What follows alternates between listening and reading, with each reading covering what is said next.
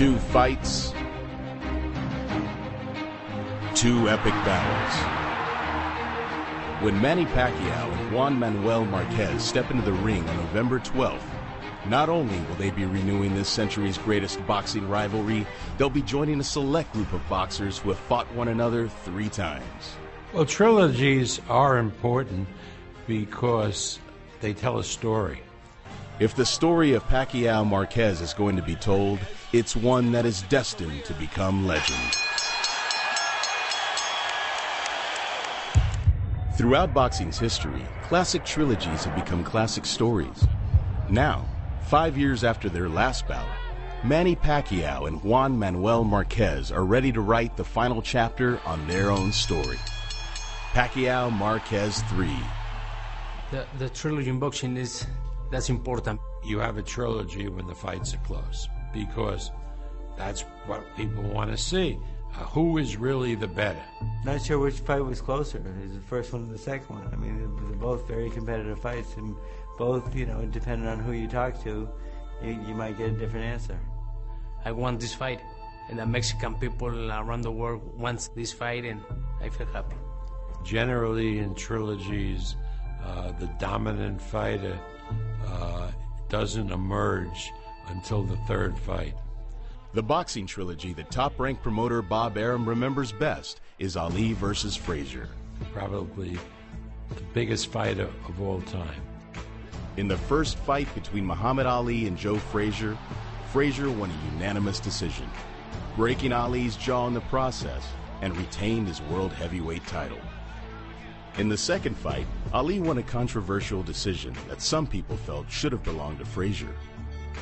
Then came the thriller in Manila. And then the third fight was the greatest fight that I've ever seen.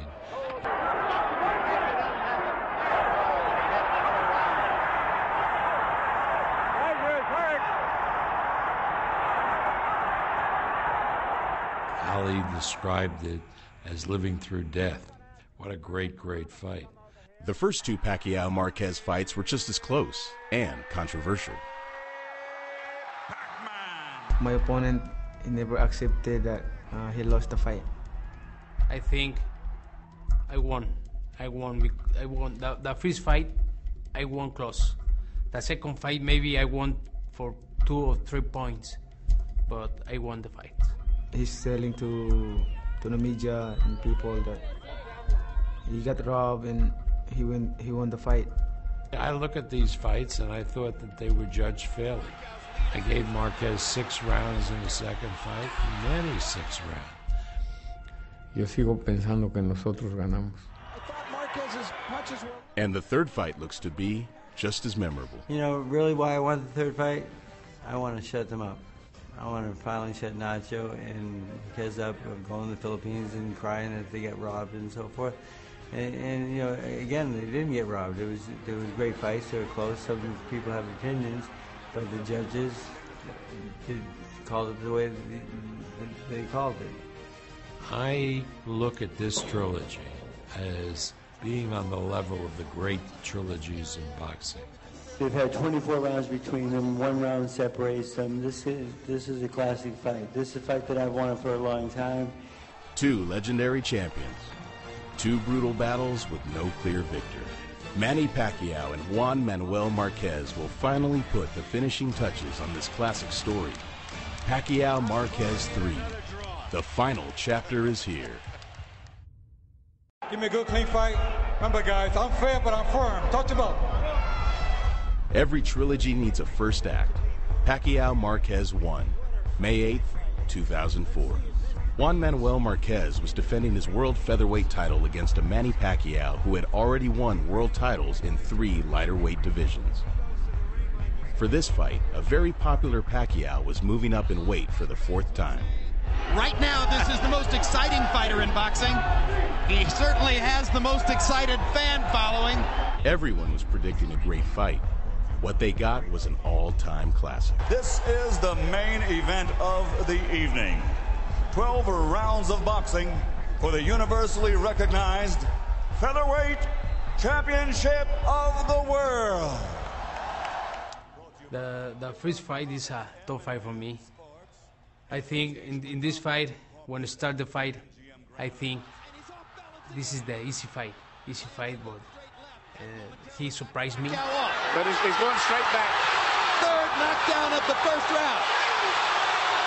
And he caught Marquez going down, and I'm not sure Juan Manuel will be able to get up. It looked like Marquez was done. Even Pacquiao thought the fight was over. When I knocked him down in the 3 times in the first round, I feel like I got him. But Marquez got back up again and again. I can't leave my titles in 1 round. And I prepared myself and said, let's go. Marquez's Hall of Fame trainer, Ignacio Beristain, wasn't surprised at the heart of his fighter. Juan es un atleta y un boxeador completo, con carácter, y no era posible que se fuera a quedar ahí.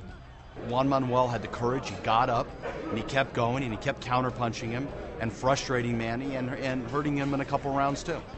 Marquez made a furious comeback, winning round after round as the fight continued. When it was over, both corners felt they had reason to celebrate. Clemens scores the bout. 113, a 3-way split.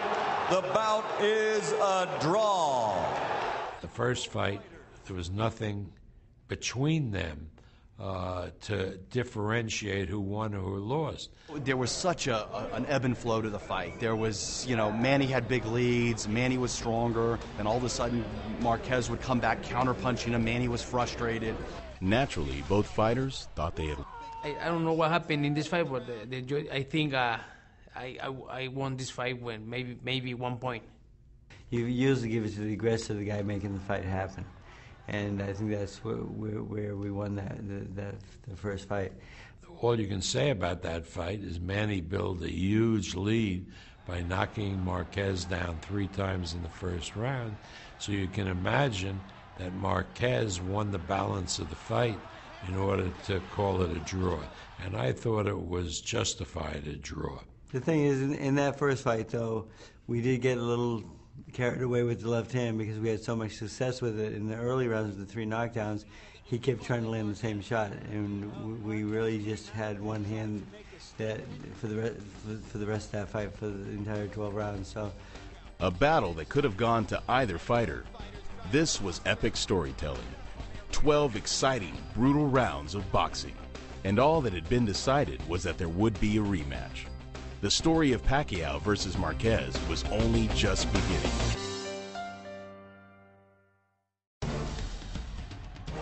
The first fight between Manny Pacquiao and Juan Manuel Marquez was a classic. It was a story that had everything: drama, controversy, and excitement. There is no other candidate for Fight of the Year. Everything, that is, except a decision. A 3-way split. The bout is a draw. In the rematch, both corners knew they had to have a different game plan if the next bout was to swing in their favor. The second fight, we changed a little bit our strategy, and Nacho said in the second fight, you need speed, you need your moves, you need everything. The stage was set. Pacquiao and Marquez climbed into the ring once again. During the first 2 rounds, the fighters were cautious, but both looked strong. But then, in the third, in the second fight, this is a tough fight again. Marquez was again knocked down. Down goes Marquez on a straight left-hand shot. But again, he got back up and came on even stronger. Just like in the first fight, Pacquiao's trainer, Freddie Roach, was feeling a bit of deja vu. Yeah, pretty much. Here we go again. And then, I think Manny got cut there. And Manny Pacquiao is one of the toughest fighters who have ever laced up the gloves. But he does have one small weakness. Some people handle cuts better than others. Some people are more used to it. Some people cut all the time. Manny doesn't cut that much, but when he does cut, he kind of panics a little bit. It took him 3 or 4 rounds to get back into the fight. By the end of the fight, both men were bloodied, and it was looking like it was going to be another close decision. 113 to the winner on split decision. And new champion from the Philippines, Pacquiao had won. He was the new champ. They traded rounds, and on my unofficial scorecard, I scored it 6-6, and Manny won the fight because he got an extra point for the knockdown early on in Marquez. On the scorecard, Pacquiao won a split decision, but Juan Manuel Marquez thinks otherwise. I won more rounds, and I don't know what happened with the judges. I don't know what fight the judges saw. Everyone knows the rematch between Pacquiao and Marquez was close, but many would be surprised just how close Marquez was to ending the fight in the 8th round. I remember that one moment, though, that when Manny went to the ropes, and he was hurt a little bit. And I said, Manny, what were you doing in that moment? He says, well, he says, he had me. I says, here I am, come finish me. And Juan Mel's, his nature is not to go forward and not to go after Manny, and he missed his opportunity, I think, at that moment. And then Manny got back into the fight and came on strong at the end, and won by that one point, which I think the knockdown was the difference in the fight. 2 fights, 24 rounds. Now all that separates these two legendary fighters is a controversial split decision decided by 1 point. Pacquiao Marquez 3 is inevitable.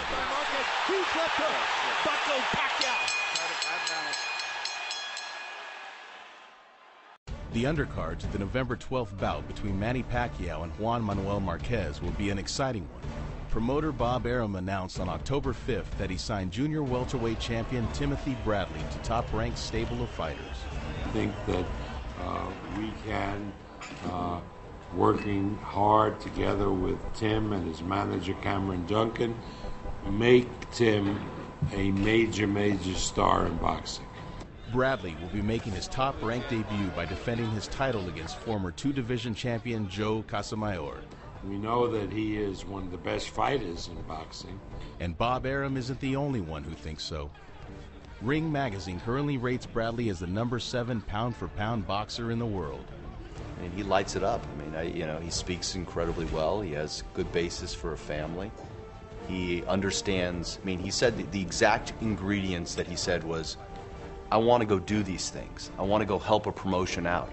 As a promoter, how much better could you ask for than a partner, a fighter that understands that you're partners in something, that we're not the evil empire, we work together towards an end game plan. I mean, that's 90% of it.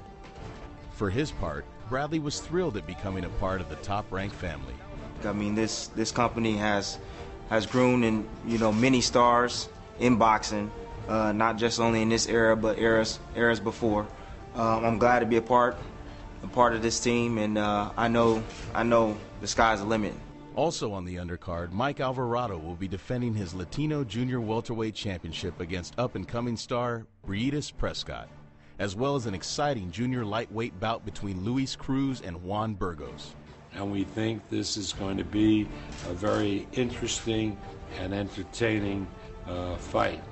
But it's Bradley who is generating the buzz of this undercard. I'm very happy. I'm very determined to show my talent definitely November 12th. I will be ready for Casamayor. I'm not going to take this guy lightly. I've seen him fight. I've seen footage of him. He's only lost to the best. And November 12th, he's going to lose to another great champion, and that's Tim Bradley. So it's a very good card. It should be very exciting, and we're really happy to showcase Tim on this card. Check me out November 12th. It's on. I'm telling you, it's on. Don't miss it.